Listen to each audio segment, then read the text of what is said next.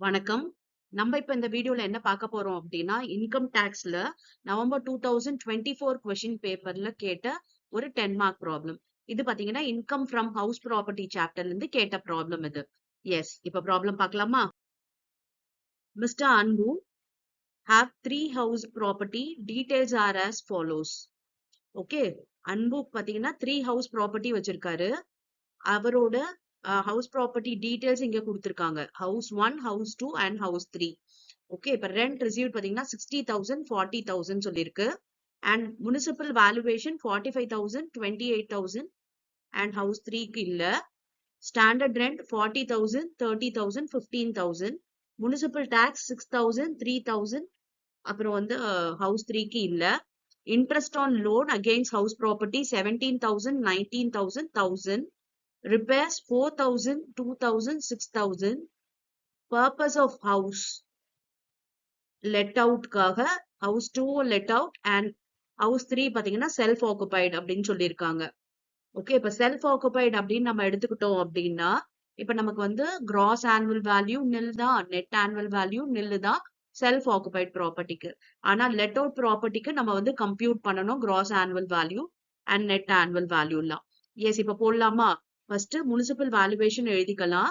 Okay. House 1க்கும் house 2வும் பாத்தீங்கன்னா 45,000 and 28,000 எழுதியாச்சு. House property 3க்கு கொடுக்கல. ஓகே. இப்ப இந்த முனிசிபல் வேல்யூவேஷனோட நம்ம வந்து ஸ்டாண்டர்ட் ரெண்ட்டை கம்பேர் பண்ணலாம். ஆக்சுவலி பாத்தீங்கன்னா ஃபேர் ரெண்டல் வேல்யூ இருந்ததுன்னா அதோட கம்பேர் பண்ணணும். அது இல்லாததுனால நம்ம வந்து ஸ்டாண்டர்ட் ரெண்டோட கம்பேர் பண்றோம். ஓகே. ஸ்டாண்டர்ட் ரெண்ட் பாத்தீங்கன்னா 40,000, 30,000, இங்க 15,000. இப்ப இதை கம்பேர் பண்ணி எதுல லீஸ்ட் அப்படின்னு பாத்தீங்கன்னா, இதுல வந்து நமக்கு வந்து 40,000 தான் லீஸ்ட். அண்ட் அடுத்து பாத்தீங்கன்னா நமக்கு 28,000 தான் லீஸ்ட்.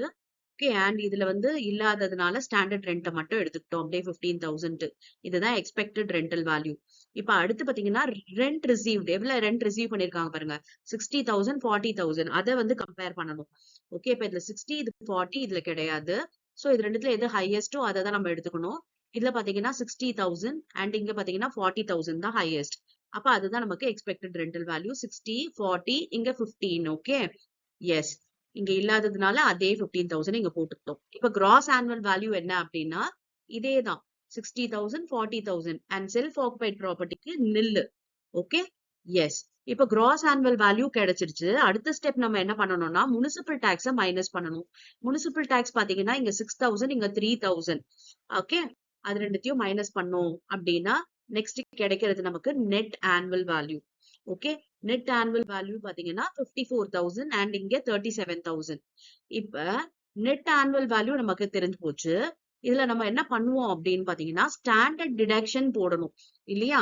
ஸ்டாண்டர்ட் டிடக்ஷன்ன்றது என்னன்னா நெட் ஆனுவல் வேல்யூல இருந்து 30% போடணும். அப்ப இந்த 54,000ல 30% அண்ட் இங்க 37,000ல 30% போட்டோம்னா இங்க பாருங்க 16,200 வருது. இங்க 11,100 வருது. ஓகே. இங்க வந்து கிடையாது நமக்கு ஸ்டாண்டர்ட் டிடக்ஷன். பிகாஸ் இங்க வந்து நமக்கு இன்கமே இல்ல.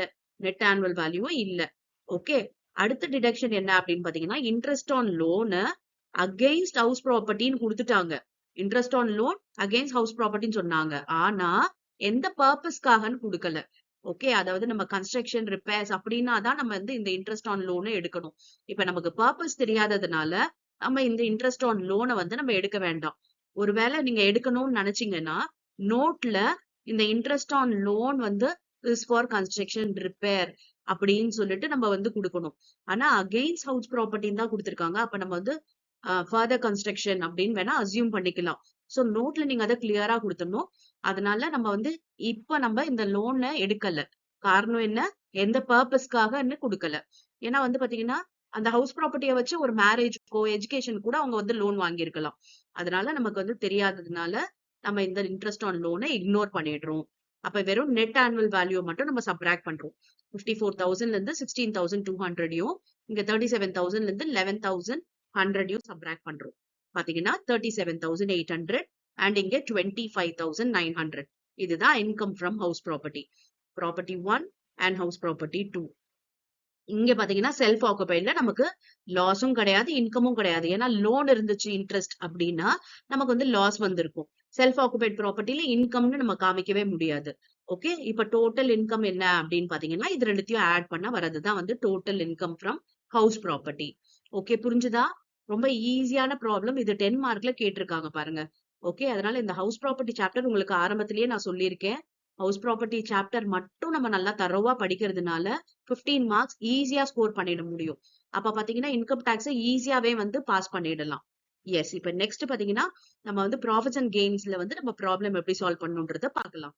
Thank you for your patient listening.